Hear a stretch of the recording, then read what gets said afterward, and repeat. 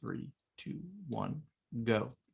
Hello, hello. This is Ignacy Portal Games. And this is Stephen Bonacore, the Podfather of Gaming. You are listening to Board Games Insider, episode 206, and we're recording on August 8th, 2021. Board Games Insider is a proud member of the Dice Tower Network, and Tom Wessel. Search your feelings. You know it is true. I am your father. No, wait. I meant, you know that I am your Podfather. true, Ignacy. I wonder how Matthew is going to equalize that one. I'm looking at the... It's pretty loud on my recording here. How you doing, buddy? Oh my!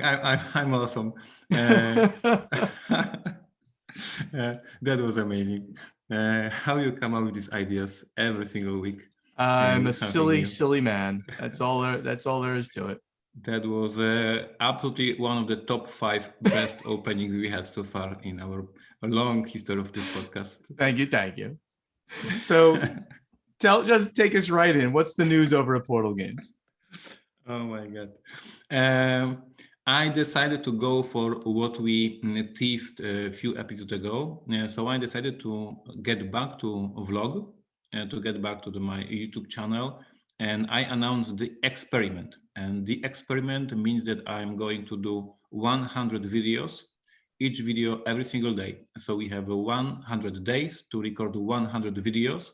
And the whole experiment, and I explained it in the first video of this whole series, so you can go to my YouTube channel and check it out, is that my thesis is that board gamers are not using YouTube too much. And even the biggest stars and the biggest celebrities and the biggest YouTube channels like Tom Wessel, like Rodney Smith, and many more, still have not the amazing numbers like any random YouTube channel about, unboxing sneakers or going to fishing or like whatever. Yeah, some stupid videos. If you log to the YouTube on random things, they have so much bigger reach than the work that our industry is doing. So what Tom Wessel is doing for years, every day new video, live streams, top tens, conventions, even online conventions, and Joel Eddy from Drive-Thru, and Jamie Cabal has a YouTube channel, and all of us are working very hard, and the reach is not very good compared to the other YouTube channels. So I decided to do experiment, and over these 100 videos, I'm trying super different strategies, super different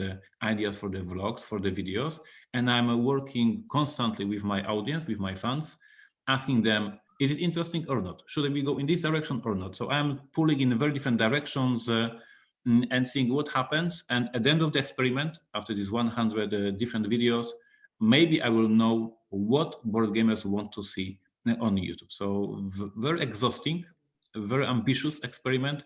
But my thesis is board gamers don't like YouTube. And I'm going to prove it. That's your or no. thesis. Is that what you're saying? Yeah. Okay. Yeah. Very cool. I can't wait to hear how this all works out. And so this is the news of the week. Please go to Portal Games, the YouTube channel. Remember that Portal Games has 2 YouTube channels, Polish and English. So you want to watch English one and check these videos every single day, something interesting, in my opinion. And then your feedback matters so much for me because, as I said, lots of work on us, and what we need from you is the feedback. My brag of the week for this week is we got superb review of Vienna Connection from our friends at Blue Pack, Pink Pack, and from Christina. I really appreciate kind words about the game. And my brag of the week is because the review showed up in the anniversary 200 episode of Blue Pack, Pink Pack. So congratulations to our fellow podcasters for reaching 200. We did it already like 6 weeks ago. So of course we are so much better. But congratulations to them, of course, for 200 episodes, and thank you for the amazing review of Vienna Connection. This is my brag of the week. My pre-orders and strict dates, August 12th, which is this week, as you're listening to the podcast, $1 Million Script, our party game, releases worldwide. So you should check out your local game store. September 5th, Neuroshima Hex the Year of the Moloch edition. And this past week, we started pre-orders for Neuroshima Hex Beasts, another expansion for the game. As I am recording with Steven over many years this podcast, neither me, neither Steven have any clue how many expansions we already released for Neuroshima Hex. Like every year we announce another one. I don't know, this 2021, I have no clue. Maybe we should start counting them at some point. Anyway, every year for a fall season, we bring a new army for Neuroshima Hex for all these years. Beast is a brand new design from John Akijanka, and I will talk about it more when it releases. And the last thing, considering the strict dates and pre-orders, you can pre-order or buy your tickets for our Gen Con event, $1 million script, a launch event with Podfather running the whole thing and ton of amazing guests. And this will be probably the most silly event you ever take part in. All the funniest dudes from the industry in a one room, coming up with the idea for the script, for the movie. Beware, you are going to die from laughs. It's going to be amazing. I hope everybody who listens to this, who's going to be at Gen Con and who has their Thursday night for like an hour, 2 hours, give it 2 hours tops. And it's going to be a fun thing. You know what, Ignacy? At the end of this show, when we always had that little secret thing, yep. I'm going to announce for the first time who will be there. Some guest celebrities will be there with us. Looking forward for this part of the podcast, because even I don't know all the details, so, which drives me crazy, because I should promote the event and I don't even know how many amazing people there are, because we are basically we're running it. That's right. Yeah. That's right. Daniel, the Daniel Stam, the designer, who's a real Hollywood director. He is, he and I are brainstorming this. So I'm going to be the host of this event, and we have stars, game industry celebrities that are going to be part of it, playing the game. So wait until the end of the show, where we always like to have something special for you to listen to stay till the end, and I'll tell you who it's going to be. What else you got? I will be in Poland. This is ridiculous. What's happening at HQ? Operation 11 is getting serious. We are starting our crowdfunding campaign on GameFound on September 7th. That means that whole team is already preparing the page, the crowdfunding page, preparing the review copies for the reviewers, preparing the trailer for the game. Like a ton of people already involved in the final stage. So on September 7th, you guys know everything about the game and can make a wise decision about backing it or not. I strongly recommend to check out our page, gamefound.com, find 11, because if you signed up for the newsletter for the information about the game, you will get the free promo along with the game. So it is always good to have something. And the significance of 11 is that there are 11 players on the field. Is that right? Because most dumb Americans actually do not know that. We hope for some people who just love Stranger Things to just back it just because they see 11. And they will be very surprised when they get the game about football. So let me ask you this: how many players are on the field for baseball? I was at a baseball match, and there was one guy who was throwing the ball. There was one guy who was catching. There was one dude behind the first guy, and there was. So you don't know the number. You got to go and count. Like 4.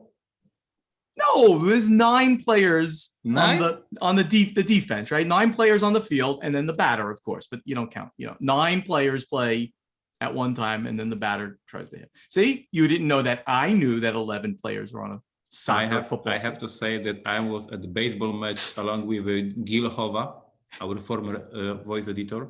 Mm-hmm. That was the most boring 3 hours of my life. I'm never ever going back to a baseball match. And I love baseball. To explain, when you watch it on TV, in movies or some news, you see these guys hitting the ball. But this is just the best actions, because during the match, most of the time they don't hit the ball. And I was so surprised, and I was so disappointed, and I was like, Oh my God, that was terrible. Great. What else? Video of the week, daily vlog. So once again, I strongly invite you check out Portal Games YouTube channel. Every single day I work for you. I create the new videos, new content to surprise you, to entertain you, and all I need is your feedback. Just as much as that, just give me feedback. What's interesting, what's not, and we will finish this experiment in 100 days. This was going on in the place where people are working. What's happening at the place where people are not working, just having fun? Well, thank you very much. Let's start with that fun because I just started another role-playing campaign. Oh my God. Yes. So this one's going to be a bi-weekly role-playing campaign. And what are you doing? He's changing his camera angle. So you guys got to watch. You can see my all rule books that I want to play, and I have no time for that. And they're just waiting. Ignacy, when you're retired? And I say, few more years, few more ways. Wait for it. Maybe that was news. Maybe a few more years he's going to sell the company, be retired. Oh, all right. Maybe not. Probably not. You're too young. Anyway, so besides the Pathfinder campaign that I've been talking about, I've now started a D&D 5th edition campaign. And this is an industry player and DM campaign. Isn't that cool? So awesome.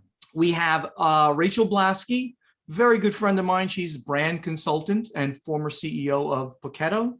Julie Ahern, she's just wonderful. Known her for years and years. Vice president at Greenbrier Games and on the board of director at Gamma. Alex Schmidt, who's the director of sales for Stonemeyer Games. He is our DM, and he's doing an amazing job. We only had one session, but it's already amazing. And the final person is Dustin Wessel. I didn't know him before this. He's new in the industry, but he used to work at Disney. So he's a really great professional guy. His company is Maestro Media, and he's a sales and customer service representative for them. And they just had this huge Kickstarter. It's like a $7 million Kickstarter that went, and I forgot the name of the game. I apologize for that. But I'm playing a cleric, and I can't talk too much about it because just in case those other players listen in, my cleric's got a lot up his sleeve, so to speak. So he might be I have to say, and I am being honest right now. Oh, okay. When you talk all these travels, all this wine tasting, all this but now I really envy. Now I'm really sad, and I cannot hear more about it because it makes me so sad that you're playing these role-playing games, and I'm just looking at the shelf and you can't play. And I have no time. I'm sorry, Ignacy. I do feel bad. Well, let's move to the next topic. Okay, my remodeling, because that's important in my life. All right, you love hearing about that. My catastrophe and my catastrophes of remodeling. Actually, then there's never been catastrophes. It's just delays occur because the industry of home building and remodeling is been really hit hard due to COVID, supply chain issues, and all that. But things are great. I mean, the place looks unbelievable. So just over the last week, our front door is now in. We actually have a front door to the house. It took 4 months for this front door to come in. We have a working kitchen completely. All the appliances are in, everything is in. We just need the stove chimney portion to be finished. We did a column. The builder put a column. We needed a column, which it was a load-bearing column with some water running. He did this amazing wrap around what it would have been just kind of out of place, and it now looks amazing. I'm in the process right now of unpacking all the games again. This is a fun process, of course, not because about 2,000 games. I'm not cataloging them now, but I'm going to, as a project, catalog everything once again. And I am doing a big purge as well. So I'm going to be donating most of those things to the Jack Vassal Memorial Fund auction, which hopefully Tom will do at some point later this year or beginning of next year. So raise some money there. Bunch of little things that still have to get done, shelving on the feature wall and the bar and things like that. But there's light at the end of the tunnel. We're almost done. I'd say we're at the 95% level. In 10 days from now, it'll basically 100% be done. So very, very exciting. Do you want to complain? Can you be less excited about everything? Because it drives me nuts. Why everything is so awesome on the other side? No, you have to have some problems, please. Well, I'm also excited about going to be the very special guest of honor at the Great Plains Game Festival, which Rachel Blasky invited me out there. Her, the organization did, because they've got a board of directors that runs it, and she's on the board, and she said, we'd love to have you at her. So I'm the very special guest of honor, Ignacy. You can write that down. I will not survive this episode. I will not survive it. The schedule for the convention's been published. So I'd love to, if you're in the Lincoln, Nebraska, Omaha, Nebraska area, they're like twin cities next to each other, come on down, hang out, just see me, play some games. It's mostly an open gaming convention, but they've got a few things on the schedule. They have a beer with Bonacor at the brewery where we're going to play home brewers. They have a winery trip with Bonacor where we're going to play viticulture. They have a breakfast with Bonacor. We're playing Terraforming Mars. We're playing Flamme Rouge. And we are running out of time, but let's move to the news section. The funniest part of everything we're going to be playing, they have an event called Godfather with the Podfather. I'm going to be playing Eric Lang's Godfather with people. I love that they did that. It was so great. So that's it. Yes. Yeah, thank you. All thank happy you for news. The update. Ted the Lasso of board gaming. That's it. I'm the Ted Lasso of board gaming. I love that. You're right. Such a great show. All right, everybody. We got to go to the event deck. All right. So in the area of not good news, so to speak, because, we do have a resurgence of COVID and the Delta variant out there. Conventions are changed. The conventions that are happening, and nobody's said they're not doing a convention. They are changing their rules to be more safe. So Gen Con is going to require masks for all attendees in 2021, and of course, strongly encouraging vaccinations. This is a change from the policy that they were going to verify everyone's vaccination status, and if you had vaccination, been fully vaccinated, you would not have to wear a mask. They're reverting to say everyone's going to have to wear a mask. Now, I believe they're still going to check vaccination status, and they're going to give you a wristband or something like that. I don't think that part has changed, but the change regarding the masks is changing. Now, they're doing it obviously to be very, very, very, very, very cautious. I would prefer not, but I am a rules person. I'm okay to do whatever it takes that we can get back together, and of course, get back together in a safe manner. So I look forward to being out at Gen Con in Indy and hanging out with the gamers. Ignacy? Yeah, I fully support being safe, and I fully support being respectful for the safety of everything and everyone. My only question here, and of course we don't know answer, so it's just a question without the answer, is if there are any people who bought the badge with the previous regulation, and now when they see the regulation is more strict, they will say, oh, in this situation I'm not coming, can I get my badge refund? Because on one hand we fully understand and support the fact that having mask is safe to not spread the virus. On the other hand, if you're for 10 hours at the convention, playing games, etc., having this mask on for 10 hours or 8 hours may be super exhausting. So I fully understand what Gen Con is doing, and I fully understand that some of the people will be considering, well, I don't want to be so long with the mask on, and I'm backing back. Yeah, I mean, I have a feeling Gen Con will, refund your price. I don't know that for sure. You'd have to go check it out with them. It is going to be a little bit rough to do it. Oh, well, again, it's, getting as close to getting back together in the safest possible way is really the end goal here. We need to get back together. So if that is the safest way that they believe now with the current findings, I'll do whatever it takes. And on the same level of things, Essen, the Spiel, has also published its entrance and access requirements. And they have stated that the access to the exhibition grounds will only be granted to persons who have been immunized against COVID-19, according to the coronavirus protection ordinance of the area of the state where Essen is. and who can present a corresponding proof of immunization valid on the respective day of the event when entering. So you have to be vaccinated, or the person who on the respective day of the event can present a negative test that is no more than 48 hours old. And it looks like a rapid test is okay in that case, because there are the rapid tests and then there are the longer time tests. So this is interesting. Again, I fully support this. I don't see immediately here if you, okay, further, medical grade protective masks will be mandatory for visitors and exhibitors. That's interesting. Does that mean like you need what they call the N95 mask, some special mask? I don't normally wear that. That's a medical professional mask that, that's what we call those in the United States, the N95s. They're worn by, doctors and nurses in hospital type environments. Ignacy, I think you put this in here, did you? Or maybe I grabbed it when I heard about it. Do you have any more information than what I've just talked about? I know that my team has full information about what we as a publisher should prepare. And this is a long list of preparations, so it takes a lot of effort on a publisher side, especially if you want to run demos.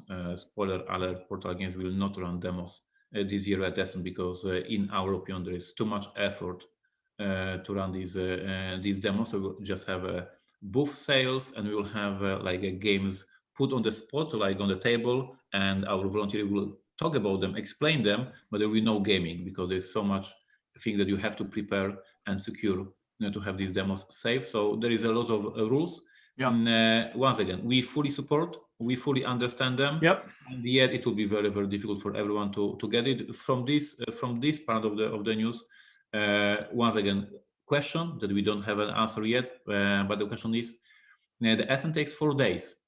So imagine yourself that you are from example, from France and from Italy, and you were not vaccinated. You come to the Essen on Thursday with your test that you have no COVID, but after 48 hours, you have the new test. So in Essen, you have somehow on Saturday morning, once again, get this test. So very, very interesting how these people for the 4 days have to have updated tests. They are fine. I don't know the answers. Maybe people will just drop by for only 2 days instead of 4 days as they used to come. Or they will just say this year not. For us, also very interesting topic from my experience, from my company. I don't have all my employees vaccinated because some of them don't want to get vaccinated, and of course this is their choice. And for the company to come to the show with an unvaccinated person, once again, we will have the test in the first day, and then during the Essen, I need to figure out how this person can take a test so they can enter the halls on Friday, on Saturday, and on Sunday. So this is a lot of preparations, a lot of additional problems, additional issues. For years with Steven, we were talking about the logistics and bringing pallets in time, and we're having all volunteers. Like, it's always this huge operation. And now on top of that, we have so many additional things to prepare. I have a great team. Yeah. I put trust in them, but all of us will have to do additional work. Yeah, I mean, and it's given me pause to consider going. I mean, once I read this, once I heard about this, and even hearing you say, well, we're not going to do demos. Yep. So what does Bonacore do at Essen? Obviously, I want to see all my friends, right? I want to see you. I want to go see my buddies at Ludofact, my buddies at Spiel. Oh, guess what? They're not going. They've elected not to go this year. Can you imagine? So even some German companies, which have a lot less problems bringing in product, getting all the rules right and everything, they're not going. It's giving me pause. I'm going to consider this. The American conventions, obviously, it's easy to get through the rules. The vaccines, we have the vaccinations. If I need to take a test, I know what to do, how to go. I can speak the language. It's easy. It's going to be harder. So I have to think about if I'm going to make it to Essen. And if I don't, I apologize, Ignacy. I'm going to miss you a lot. Yeah, I understand. I fully understand. And yes, we this year, like coming back to the regular convention live is not like just like that. It takes us a lot of effort, a lot of additional problems, and hopefully next year, hopefully in 2 years, everything will be back at the normal stage. But it is not just a bam and we are back to previous life. Right. So in the company that I never can stop talking about, IDW, we talked about them constantly, like because they're large and they do these IP games and they're on the outskirts of the industry. They have a huge media section and they make some board games, and they're a publicly traded company, unlike most of the other board gaming companies. IDW is now moving up to a bigger stock exchange. They were on what was known as the pink sheets, and now they're going to the Amex small cap stocks. This, by the way, is very similar to what Simon did. They went from the GEM exchange over in Hong Kong, and now they're on the main board, the Hong Kong Stock Exchange. So let me read a little bit about this. IDW prices their new public offering. Trading began on August 4th on the American Stock Exchange. IDW Media Holdings has priced its public offering at $3.60 per share for 2.5 million shares of its Class B common stock, the company announced, and will begin trading on the small cap NYSE American Exchange on Wednesday under the ticker symbol, amazingly, IDW. An allotment of 375,000 shares is available to the underwriter. E.F. Hutton is the sole manager. So what is all this nonsense meaning? This is meaning that they want to become more liquid. Okay, that's the term that's used right now on the pink sheets. That means it's very hard for people to buy and sell their stuff. The spread between what somebody wants to buy for and what they'll sell for is very wide. When you're in a very illiquid environment, you move to a bigger exchange, and this is definitely a major exchange for smaller capitalized companies. You move to this, the spreads narrow. Someone might say, I will buy it at 350, I will sell it at 370. So the spread is narrow and the liquidity is there. People within the company can trade their stock. People outside, like you and me, can get in if you wanted to at a lower price. Having said all that, IDW has not been profitable in a really long time. Or if they were profitable for like 1 quarter, they then went immediately non-profitable. And as I always say here, I am not a financial advisor, nor if I was a financial advisor, am I your financial advisor. So keep that in mind. Do not make trades based on anything I say on this show. I am personally not buying IDW stock. Simple as that. Ignacy, do you have anything to say about this boring business information I just gave? No, I just wanted to double check, and you just answered that. This is the company that every single episode we are just talking about, they having losses. Yes. So yeah, so the question is how they are getting to a better stock exchange if the company is not profitable. That's a great question, actually, and I don't know the answer to that question. Like, wouldn't they kind of? I mean, you know, their media group, I think, is profitable. Their board game group is not profitable. So overall, the company has made money, I believe. So that's probably how the whole thing came about. That's all I can say. I don't know more. All right, let's get on to some interesting things. Every quarter, ICV2 comes out with its list of the 10 biggest hobby channel board games. Now, these games are not necessarily the biggest, but they grab information from various sources. You know, the retailers that will tell them, you know, what their sales are. So while we talk about these 10 games, they're big, but are they the biggest? They say that they are. So it's good and interesting to hear what they are. And on the list this quarter for the spring of 2021, in the #1 spot is Gloomhaven, which is so interesting if you think about it, right? Because that means that this very high-priced, very big game, you know, is the #1 selling game in the hobby channel. Followed by, which is to me unbelievably weird, Betrayal at House on the Hill by Avalon Hill, which is Hasbro. So now you got a game, it's right, Gloomhaven fairly new, and other parts of that game keep coming out. Jaws of the Lion, Frosthaven next year, I believe, followed by a game from the, I don't know, was it like early 2000s? And, by Avalon Hill. It's a very odd mix right there. Anything else, Ignacy? I don't want to be too Slavic, but this list is very weird. It is a weird list. And we can mention a couple of the other ones because like Wingspan is on there. You'd expect it. Dune Imperium, you'd expect, right? Because it's got a lot of buzz. Root, Azul, Scythe, Quaxaquellenberg. These are good titles that you would expect. Cubitos by Alderac, AEG. So what was I would say that it's really hard to believe that in our industry, in the spring season, the 5th most selling game of the whole industry was Cubitos from Alderac. With my whole love to John Zinzer, with my whole love to AIG, Yep. It's really hard for me to believe that Cubitos was top 5th game, not Ticket to Ride, not Catan, not Carcassonne, not any of these big games from Asmodee. And on this list, there is no single game from Asmodee. And we both know, because we were reporting, that with all these Asmodee distribution and all these Asmodee tricks, to be in a partner program for Asmodee, to get all these demo sets, etc., you have to have in stock games from Asmodee. We reported that. I think last year it was the rules there. To get these demo sets, you have to have Ticket to Ride, you have to have a Catan, you have to have all these big games. So every single retailer in America has these games in stock all the time, because this is how Asmodee rolls. And no single of these games are on this list. So with my whole respect to ICV2,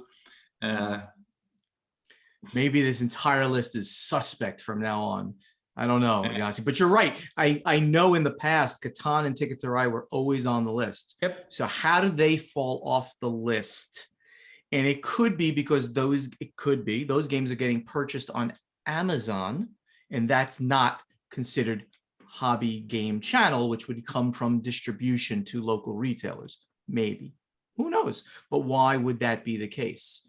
Interesting, right? One other game I didn't mention on here is Unmatched by Restoration Games, and that's also odd, right?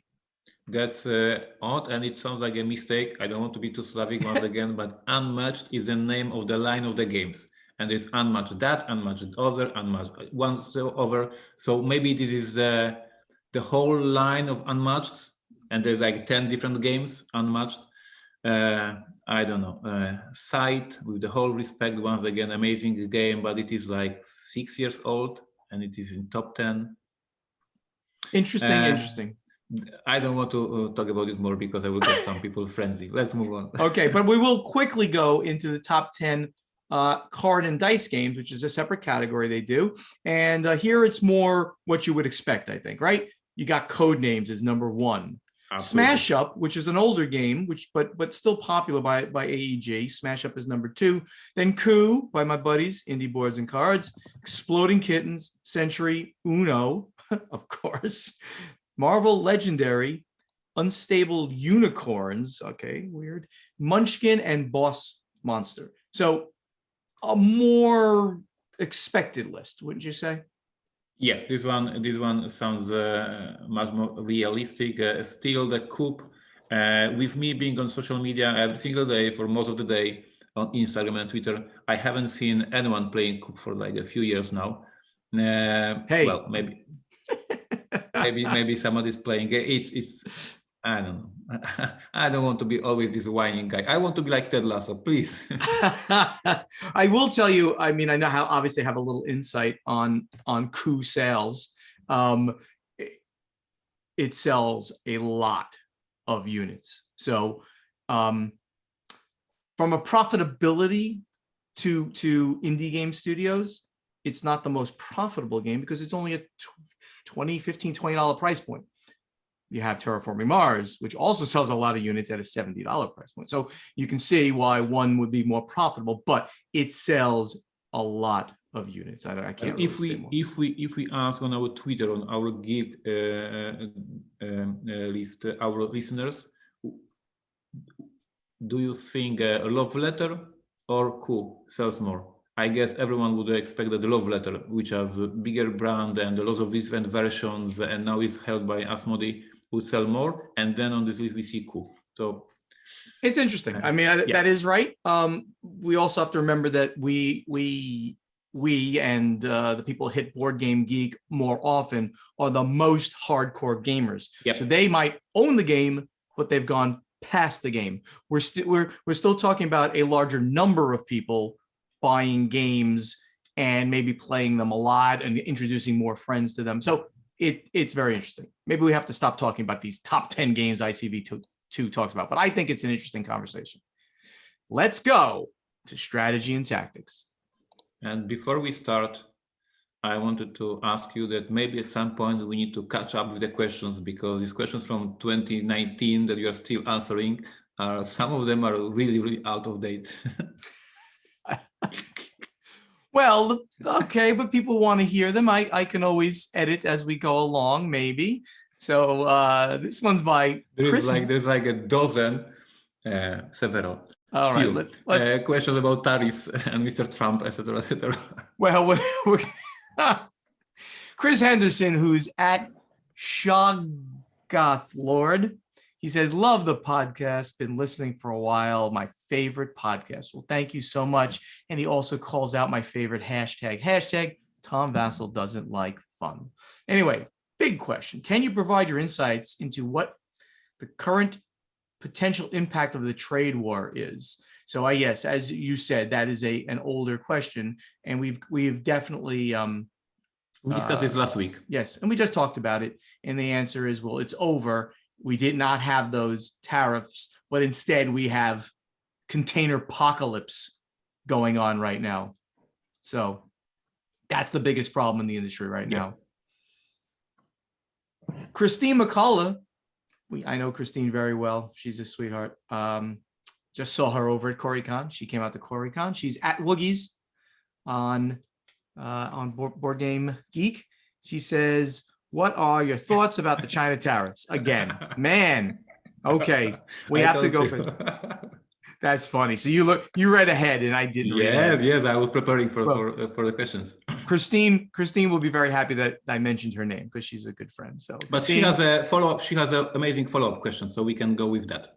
What are y'all thoughts? That's how she's from Texas, and she says that. What are y'all thoughts about putting Easter eggs, intentional inside jokes and hidden messages and images, or secret features into your game, such as under an insert? And I love that. I mean, personally, Ignacy, I think that's like the greatest thing to find those things, especially when you find them without ever having heard about them before. That's just so cool. And for the Stronghold Games Aftershock by Alan Moon, we had so many Easter eggs in there. It was unbelievable. There's pictures of me like under the water. No, on the land, like the cardboard stand-up of me is someplace on the land there if you look really, really, really close. Things like that. So I just love doing those. How about you? Do you do them often? Yes, we do them in many games. Not every time, but in most of our games, there is some secret message, secret picture, something hidden. We know that fans love them, and we have a great fun coming up with this idea. So my team has full authority to add some hidden things to the games. I love them, and also when I play a game from the different publisher, and when I find something, I'm super, super happy. So kudos to everyone who comes up with crazy ideas and hide them in the game. Very, very good. Alex Tefano, who's at Old Stockings on Board Game Geek, he says, I'm interested in helping out in a booth at an upcoming convention. How would I go about finding an opportunity to do that? Very simple, Alex. You want to go over to the Envoy website, which is dexposure.com/envoy. They are like the premier company that joins gamers with publishers, with distributors, they just circle around the entire industry, and they're a good focal point. And they'll even give you games if you will go and demo games, even with like your friends and things at game stores in public.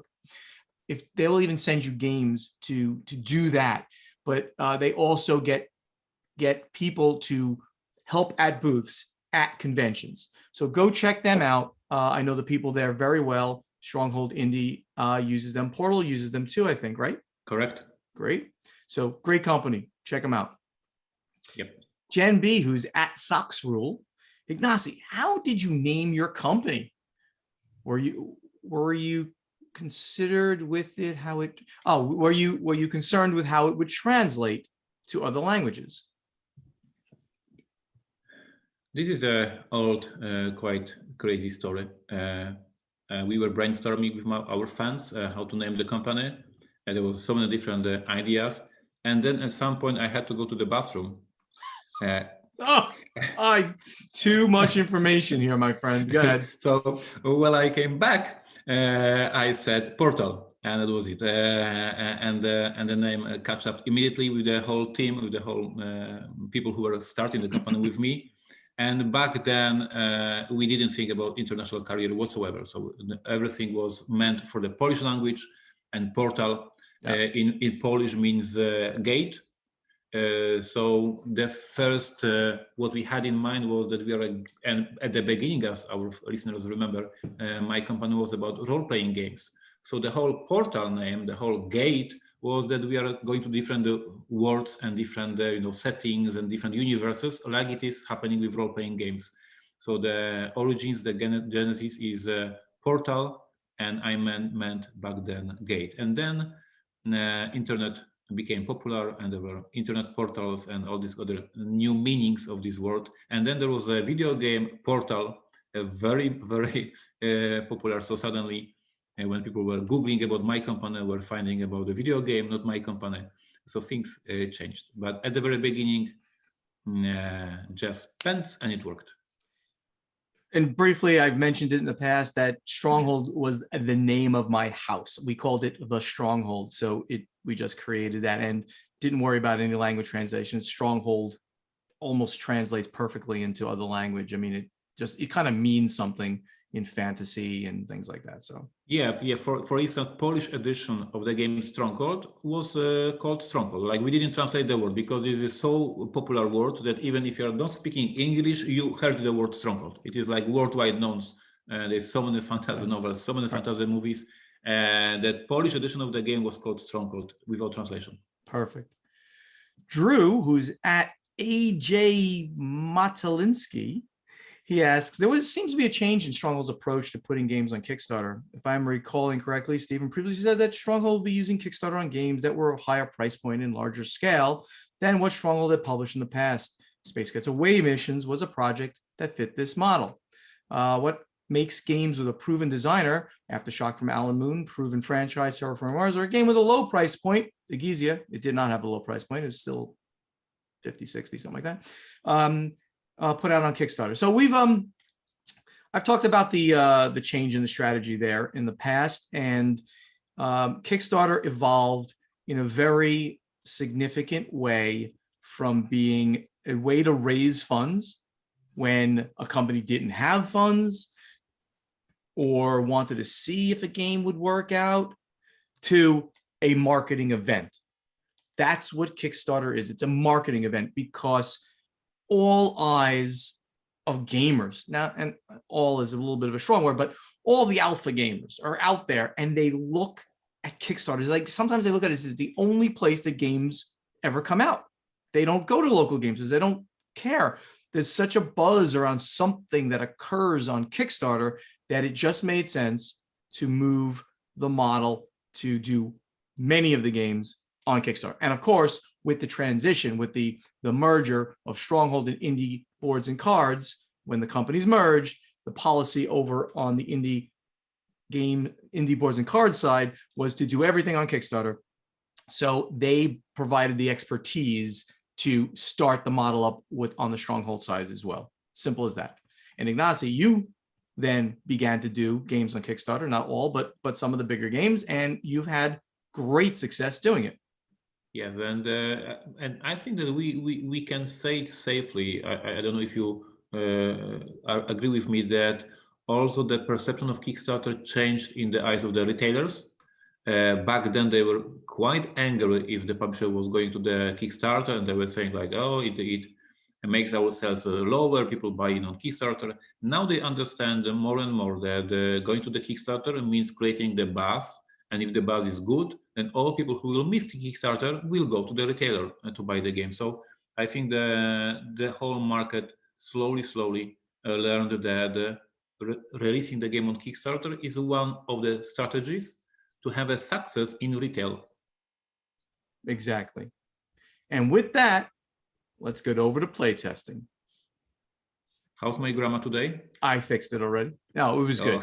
I just changed it a little bit. It was very good. So you will not believe how many people contacted me, and thank you all of you who contacted me, because I received so many geek mails and sometimes even emails with people who wanted to help me to make a question sent to them. They fix it, then I paste it to the document, so you are confused that the grammar is okay. So they wanted to confuse you that suddenly I write without the mistakes. Lots of people wanted to do a prank like that, but I want to give you some work to fix my grammar. That's funny. Anyway, go to the question. Do you watch board game related content on YouTube? If so, in your opinion, what is the best board game related content on YouTube? And if not, why you are not watching? So it is, of course, connected with my experiment when I am now. Once again, my thesis is that Tom Wessel is doing amazing job with the reviews, that Rodney Smith is doing amazing job with the tutorials, that Paula Deming is doing amazing job with the stand-up comedy, and all the videos are super fun. And Matthew Jude is doing amazing news segment with a chat from Paradise. And so this content is great, and yet these numbers are not great. So I'm looking how we can break to explode this content. What is really interesting for you guys? So I'm on the quest to find the best content for the board gamers. And I love the way you tied in what you said before with your experiment into your question. So that I noticed that I'm like, this man is so smart. So for me, the short answer is no.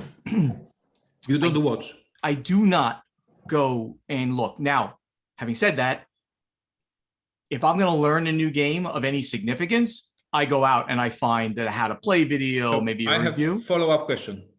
Okay. Do you use YouTube to learn about the beer, to learn about the wine, to learn about other things? Like you are not using YouTube, or you are not using YouTube for board games? We have to put that in here maybe somehow. You know what? Maybe we should. And in fact, I'm going to write it in here. Hey, also, do you use YouTube for other topics of interest?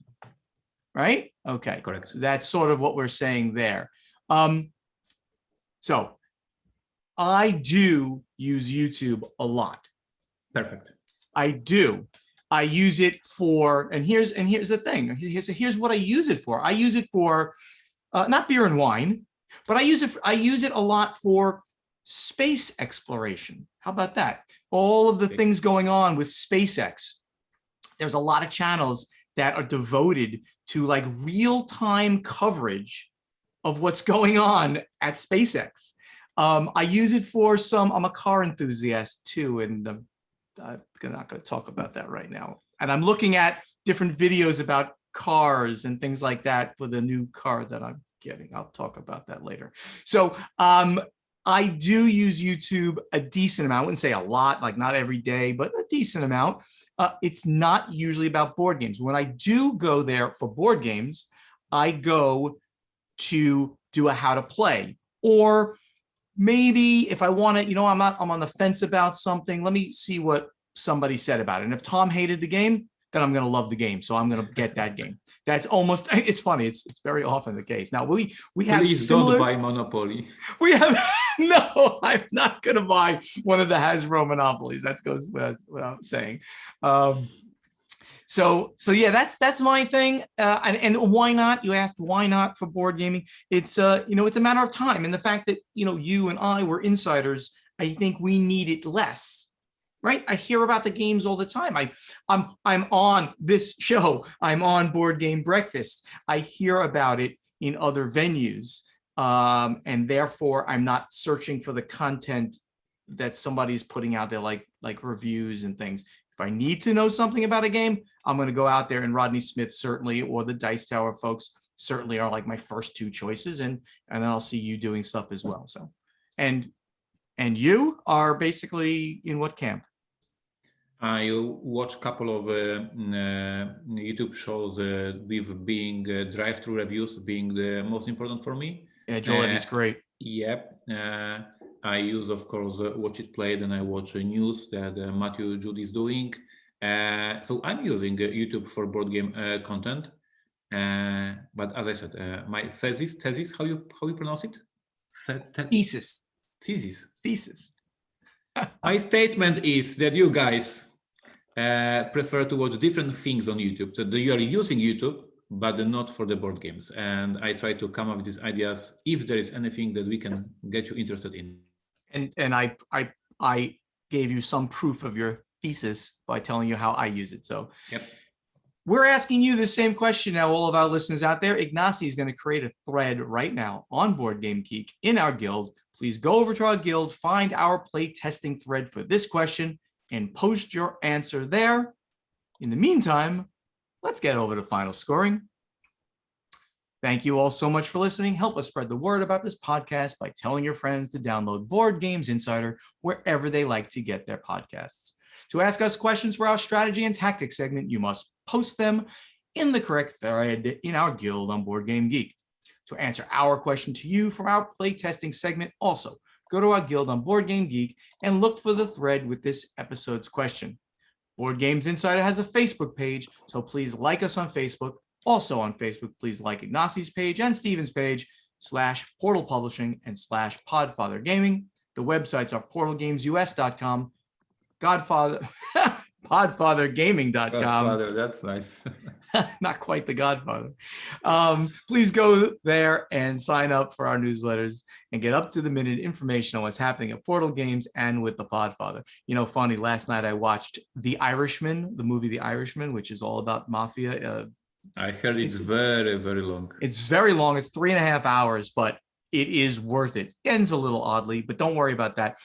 Really good tour de force of acting and cinematography. I highly recommend The Irishman. So that's not the, let me finish up here. Let's talk more. On social media, talk directly to Ignacy and Steven. On Twitter, it's at Portal Games US and at Podfather Gaming. Same on Instagram and the YouTube channels, Portal Games Movies, Portal Games Gameplays, and the Podfather of Gaming. I'll see you soon at the Great Plains Game Festival in Lincoln, Nebraska. Hope to see you there. And then at Gen Con. Ignacy, I guess the first appearance is going to be at Essen. So hopefully we get to see you people in different places. It's going to be great. Board Games Insider was professionally edited by Matthew Jude from This Game is Broken podcast. And if you'd like him to edit your podcast, please contact him on Twitter or email at thisgameisbrokenpodcast@gmail.com. Also, that great voice you hear doing our intro, outro, and in-between segments is that of Ray Greenlee, wonderful guy. He can be contacted to do voiceover work at raygreenleevoiceover.com. So, Ignacy, as I mentioned, I'm going to now reveal some of the great people. Where is the list? I didn't put it there. I have it here on my screen. Right. So the people. It's all. Oh, you want me to type it right in there for you? No. Oh, no way. You're gonna have to listen to it as I say it. So the list is the people that are going to be involved besides myself and Daniel Stamm, who's a real Hollywood director and the designer of $1 Million Script. We have participating confirmed Paula Deming from This Game is Broken podcast and all over the internet. She's an actual Hollywood actress and great gamer. Lovely person. I can't wait to hang out with her and do this thing with her. I met her once on the Dice Tower cruise and she's awesome. She's going to be doing it. Z Garcia from the Dice Tower is going to be doing it.